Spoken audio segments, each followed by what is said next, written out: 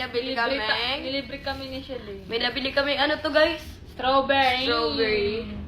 Yan, Titikman iti-taste. natin. Titikman namin. Kung matamis ba siya? Or maasim. Kasi, Okay. dagat talaga ang paghilaw pa. Kasi pinili niya yung hilaw-hilaw pa. Mga guys, yung mga pulang-pula kanina, parang lamog na talaga. Mm. Pero pinili ko ganito. Ito. Pero may red siya. Alam mo ba sa ibang bansa, pati dahon kinakain nila. Kahit nga balat ng saging, di ba? Mm. Totoo ba? Fresh mo. Nurse mo pa dyan. Pauwi nga lang namin galing SM kasi nga, bibili dapat kami ng mga gamit.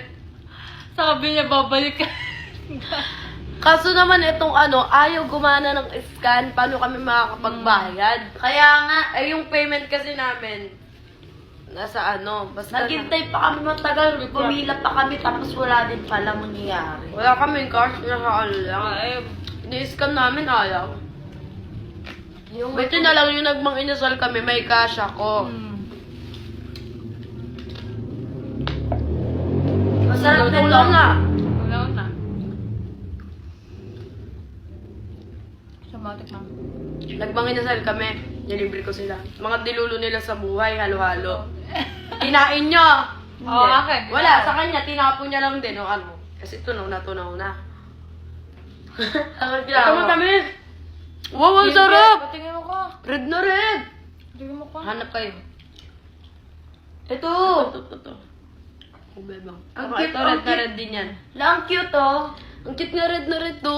Ang galing. Sasubuan ko lang to Parang ang sarap gumawa ng tanghulo, tapos ito gamit. Oo, tapos Alam niyo ba gumawa ako ng dati? Sobrang pait ng pakla ng asukal na sunog. Sunog yun. hawayang. So, yun lang guys, bye-bye. Bye. Gusto namin to. Bye! Don't need no one to tell me how to live just like they would.